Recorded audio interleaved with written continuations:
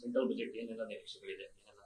ನಮಸ್ತೆ. ನಾನು ಆಡಿಟರ್ ಆಗಿರೋದ್ರಿಂದ GST ಪರ್ಪಸ್ ಇಂದ ಏನ್ ಇಂಪ್ರೂವ್ ಮಾಡಬೇಕು ಅಥವಾ ನಾವ್ ಏನ್ ಎಕ್ಸ್ಪೆಕ್ಟ್ ಮಾಡ್ತಿದೀವಿ ಅನ್ನೋದ್ರ ಬಗ್ಗೆ ಹೇಳ್ತೀನಿ. ನಮ್ಗೆ ಇವಾಗ GST ಸರ್ವಿಸ್ಗೆ ಕಂಪೋಸಿಷನ್ ಡೀಲರ್ ಅಲ್ಲಿ ಸರ್ವಿಸ್ಗೆ 75 ಲ್ಯಾಕ್ ಮಾತ್ರ ಎಕ್ಸೆಂಪ್ಷನ್ ಕೊಟ್ಟಿದ್ದಾರೆ. ಇವಾಗ ಅಕಾಡೆಮಿಗಳು ಮತ್ತೆ ನೃತ್ಯ ಶಾಲೆ ಇವರೆಲ್ಲ ಮಾಡ್ಬೇಕಾದ್ರೆ ಅವರಿಗೆ GST ಬರ್ತಾರೆ. ಅವ್ರೆಲ್ಲರೂ 18% ಟ್ಯಾಕ್ಸ್ ಕೊಟ್ಟು GST ತಗೊಳಕ್ ಆಗಲ್ಲ. ಅವಾಗ ಅವರಿಗೆ 75% ಇರೋ ಎಕ್ಸಂಪ್ಷನ್ ರೇಟ್ ನ ಜಾಸ್ತಿ ಮಾಡಬೇಕು ಅಂತ ಕೇಳ್ಕೊಳ್ತೀನಿ. ಮತ್ತೆ ಇನ್ನೊಂದು, ಇವಾಗ ಅಮ್ನೆಸ್ಟಿ ಸ್ಕೀಮ್ ಅಂತ ಕೊಟ್ಟಿದ್ದಾರೆ. ಅಮ್ನೆಸ್ಟಿ ಸ್ಕೀಮ್ ಇನ್ನು ಪೋರ್ಟಲ್ ಅಲ್ಲೇ ಸರಿಯಾಗಿ ವರ್ಕ್ ಆಗದೆ ಇರೋ ಕಾರಣದಿಂದ ಅದನ್ನ ಸ್ವಲ್ಪ ಎಕ್ಸ್ಟೆನ್ಷನ್ ಮಾಡಬೇಕು ಅನ್ನೋದು ನಮ್ಮ ಒಂದು ಅಭಿಪ್ರಾಯ ಇದೆ. ಮತ್ತೆ ಅದ್ ಬಿಟ್ರೆ ನಮ್ಗೆ GST ಕಂಪೋಸಿಷನ್ ಡೀಲರ್ಗೆ ತುಂಬಾ ಕನ್ಫ್ಯೂಷನ್ಸ್ ಇದೆ. ಅದನ್ನ ಸ್ವಲ್ಪ ಕ್ಲಿಯರ್ ಮಾಡಬೇಕು.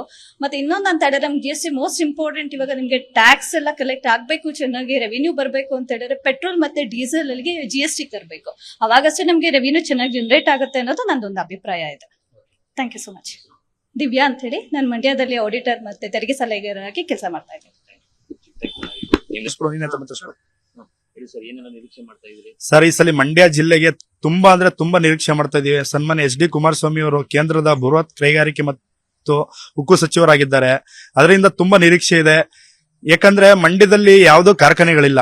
ಕಾರ್ಖಾನೆ 3-4 ಕಾರ್ಖಾನೆಗಳು ತಂದ್ರೆ ಮಂಡ್ಯ ಜಿಲ್ಲೆ ಜನತೆಗೆ ತುಂಬಾ ಉಪಯೋಗ ಆಗುತ್ತೆ. ಯಾಕಂದ್ರೆ ಮಂಡ್ಯ ಜಿಲ್ಲೆಯ ಯುವತಿಯರು ಎಷ್ಟೊಂದ್ ಜನ ವಲಸೆ ಹೋಗಿದ್ದಾರೆ ಬೆಂಗಳೂರಿಗೆ, ಮೈಸೂರಿಗೆ. ಸಣ್ಣ ಪುಟ್ಟ ಕೆಲಸಗಳಿಗೋಸ್ಕರ ಇವತ್ತು ಮಂಡ್ಯ ಜಿಲ್ಲೆನ ತೊರೆದು ಯುವಕರು ಹೋಗಿದ್ದಾರೆ. ಹಾಗಾಗಿ ಇದೇ ಕಾರಣಕ್ಕೋಸ್ಕರ ಜಿಲ್ಲೆಯ ಜನತೆಗೆ ಉಪಯೋಗ ಆಗ್ಬೇಕು ಅಂದ್ರೆ 3-4 ಇಂಡಸ್ಟ್ರಿ ಬರಲೇಬೇಕು. ಅದು ಅಲ್ದೇನೆ ಹೈನುಗಾರಿಕೆ ಮತ್ತು ಕೃಷಿಗೆ ಪ್ರೋತ್ಸಾಹ ಮಾಡಬೇಕು. ಯಾಕಂದ್ರೆ ಬಜೆಟ್ ನಲ್ಲಿ ಹೈನುಗಾರಿಕೆ ಕೃಷಿಗೆ ಯಾವ್ದೋ ಪ್ರೋತ್ಸಾಹ ಅನ್ನೋದೇ ಸಿಗ್ತಾ ಇಲ್ಲ. ಇದೇ ದೃಷ್ಟಿ ಇಟ್ಕೊಂಡು ಕೇಂದ್ರದವರು ಈ ಹೈನುಗಾರಿಕೆ ಮತ್ತೆ ಕೃಷಿನ ಗುರಿಯಾಗಿಟ್ಕೊಂಡು ಅದನ್ನೇ ಒಂದು ಬೃಹತ್ ಇಂಡಸ್ಟ್ರಿಯಾಗಿ ಮಾಡೋದೇ ಸಿಕ್ಕಾಪಟ್ಟೆ ಉಪಯೋಗ ಆಗತ್ತೆ ಅಂತ ಹೇಳ್ಕೊಳ್ತೀನಿ ಸರ್ ನಾನು.